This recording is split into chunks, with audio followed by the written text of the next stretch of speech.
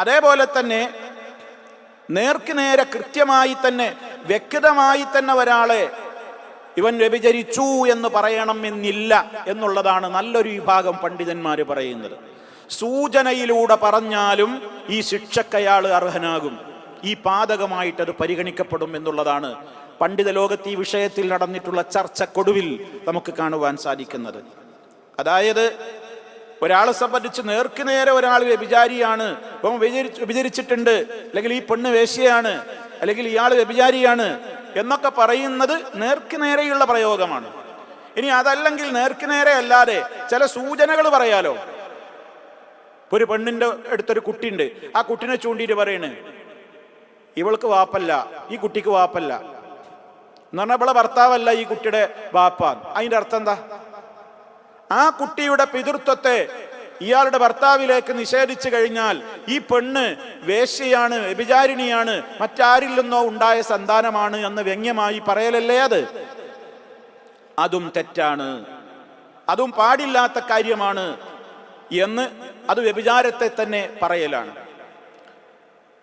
ആ രൂപത്തിലുള്ള പ്രവർത്തനങ്ങൾ ആര് നടത്തിയാലും മഹദിയായ മറിയം ബീവി അവർ മഹാനായ ഈസാ നബി അലൈഹി സ്വലാത്തു വസ്സലാമിനെ ഗർഭം ധരിച്ചു കൊണ്ടിരിക്കെ സൂചനയിലൂടെയാണ് യഹൂദികൾ പോയിട്ട് നേർക്ക് നേരെ നീ ഒരു വേശ്യയാണെന്ന് പറഞ്ഞില്ല. ലഅനഹുമുല്ലാഹ്. ആ യഹൂദികൾ അവര് പോയിട്ട് എന്താണ് മഹദിയോട് പറഞ്ഞത്? അവരെ സംബന്ധിച്ച് അള്ളാഹു എന്താണ് ശേഷം പറഞ്ഞത്? ഇതൊക്കെ നമ്മൾ ഇതിൽ നിന്ന് കൃത്യമായി മനസ്സിലാക്കുവാൻ സാധിക്കും. മറിയം ബീവി ഗർഭം ധരിച്ച് പ്രസവത്തിന്റെ ആ സമയത്തോടടുത്ത് ജനങ്ങളിലേക്ക് ഇറങ്ങി ചെന്നു നോക്കുമ്പോൾ അവരെന്താ പറഞ്ഞത്? യാ ഉഖ്ത ഹാറൂൻ മാ കാന അബൂകി ഇംറഅ സൗഇൻ വമാ കാനത് ഉമ്മുകി ബഗിയാ. ഹാറൂനിന്റെ സഹോദരി അവർ മറിയം ബീവിയെ വിളിച്ചതാണ്. എന്നിട്ടോ മാ കാന അബൂകി, നിന്റെ പിതാവായിരുന്നില്ലല്ലോ മറിയമേ, ഇംറഅ സൗഇൻ, ഒരു ചീത്തയായ മനുഷ്യനായിരുന്നില്ല, എന്റെ ബാപ്പാക്ക് എങ്ങനെ ഈ പണി ഉണ്ടായിരുന്നില്ലല്ലോ. കണ്ടോ?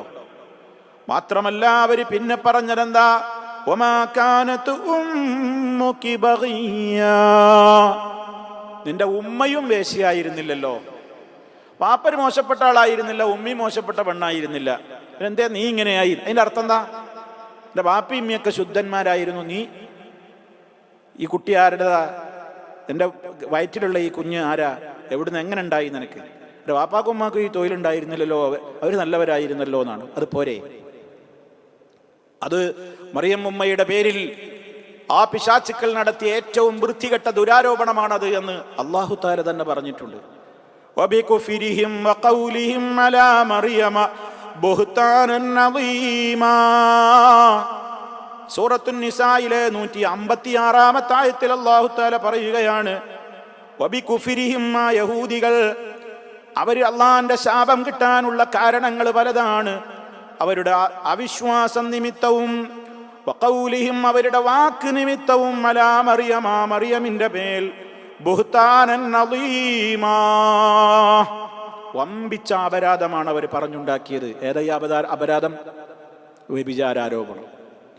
അപ്പൊ അവിടെ നേർക്ക് നേരെ നീ ഒരു വേശ്യയാണെന്ന് അവർ പറഞ്ഞിട്ടൊന്നുമില്ല ജൂതന്മാര്. പക്ഷെ അല്ലാഹു തആല അതിനെക്കുറിച്ചും അവരാ വ്യംഗ്യമായി പറഞ്ഞതിനെക്കുറിച്ചും പറഞ്ഞതെന്താണ്?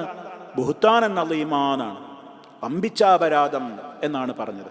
അപ്പൊ അതുകൊണ്ട് തന്നെ ഒരാളെ നേർക്ക് നേരെ ആരോപിക്കുന്നതും വ്യംഗ്യമായി സൂചനയിലൂടെ ആരോപിക്കുന്നതും ഒക്കെ പാതകം തന്നെയാണ്. ഇതൊക്കെ നമ്മൾ പഠിച്ചു വെക്കണം. മഹാനായ ഉമർ ഖത്താബ് റളിയല്ലാഹു തആല അൻഹുവിന്റെ കാലത്ത്, ഖലീഫമാരുടെയൊക്കെ കാലത്ത് നടന്ന സംഭവങ്ങളും ഇതിന് ഉപോത്ബലകമായി തെളിവായിക്കൊണ്ട് പണ്ഡിതന്മാർ രേഖപ്പെടുത്തിയിട്ടുണ്ട്. ഉമർ ഖത്താബ് റളിയല്ലാഹുവിന്റെ അടുക്കൽ ഒരു കേസെത്തി ഒരാളെ കുറിച്ച്. അയാൾ എന്താ പറഞ്ഞത്? അയാളെക്കുറിച്ചുള്ള മുശാവറ നടക്കുകയാണ് സഹാബിമാർക്കിടയിൽ. ഇയാളുടെ പേരിലുള്ള കേസ് എന്താണ്? അയാളുടെ ഒരു കൂട്ടുകാരനോട്, ഒരാളോട് ഇയാൾ ഇത്രേ പറഞ്ഞിട്ടുള്ളൂ, മാ അന ബിസാനിൻ, ഞാൻ വ്യഭിചാരിയൊന്നുമല്ല, വലാ ഉമ്മി ബിസാനിയ, എന്റെ മാതാപിതാക്കളും എന്റെ ഉമ്മയൊന്നും വ്യഭിചാരിണികളുമല്ല. അപ്പൊ പലരും പറഞ്ഞു, ആ മൂപ്പരെ വാപ്പാനെയും മൂപ്പരെ ഉമ്മാനെയൊക്കെ മദ്ഹ് ചെയ്തതല്ലേ, അതുകൊണ്ട് ഇപ്പൊ ഇയാൾ വ്യഭിചാരിയാന്ന് വരൂലല്ലോ എന്ന് പലരും പറഞ്ഞു നോക്കി. ഉമർ റളിയല്ലാഹു തആല അൻഹു പറഞ്ഞത് എന്താണെന്നറിയോ? അയാൾക്ക് അയാൾ ഉമ്മാനെയും വാപ്പാനെയും മദ്ഹ് ചെയ്യാൻ വേറെന്തൊക്കെ വാക്കുകളുണ്ട്, വേറെന്തൊക്കെ സന്ദർഭങ്ങളുണ്ട് സ്വന്തം വാപ്പാനെയും ഉമ്മാനെയൊക്കെ പ്രശംസിക്കാൻ. ഇയാളോടത് പറയുമ്പോ അവരെ രണ്ടാളും അതല്ല എന്ന് പറയുമ്പോ നീ അതാണെന്ന് പറയലല്ലേ അതിന്റെ ഉദ്ദേശം, അതാർക്കും മനസ്സിലാവൂലേ എന്ന് പറഞ്ഞു എന്ന് മാത്രല്ല, ഉമർ ഖത്താബ് റളിയല്ലാഹു തആല അൻഹുവിന്റെ കാലത്ത് അയാളെ 80 അടി ഹദ്ദടിക്കാൻ വേണ്ടി കൽപ്പിക്കുകയാണ് ചെയ്തത്.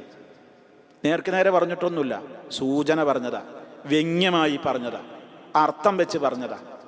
പാടില്ല, ഇസ്ലാം ഗുരുതരമായ പാപമായി കാണുന്നു. മഹാനായ ഉമർ ഖത്താബ് റളിയല്ലാഹു തആല അൻഹു ഇത്തരത്തിലുള്ള വ്യംഗ്യമായ ഈ രൂപത്തിലുള്ള സംസാരം സംസാരിക്കുന്നവരെ ഹദ്ദടിക്കാറുണ്ടായിരുന്നു എന്ന് മഅ്മർ റളിയല്ലാഹു തആല അൻഹു രേഖപ്പെടുത്തുന്നുണ്ട്. മഹാനായ മൂന്നാം ഖലീഫ ഉസ്മാൻ ഇബ്നു അഫ്ഫാൻ റളിയല്ലാഹു തആല അൻഹുവും ഇതേപോലെ തന്നെയാണ് ഈ വ്യംഗ്യ വർത്തമാനം പറയുന്ന അർത്ഥം വെച്ചുകൊണ്ടുള്ള പ്രയോഗങ്ങൾ പറയുന്ന ആളുകളെ ആ രൂപത്തിൽ തന്നെയാണ് കണ്ടിരുന്നത് എന്നും ശിക്ഷ നടപ്പാക്കിയിരുന്നു എന്നും ചരിത്രം നമുക്ക് രേഖപ്പെടുത്തി തന്നിരിക്കുകയാണ്. അപ്പൊ സഹോദരങ്ങളെ, കാര്യം വളരെ ഗൗരവമാണ്.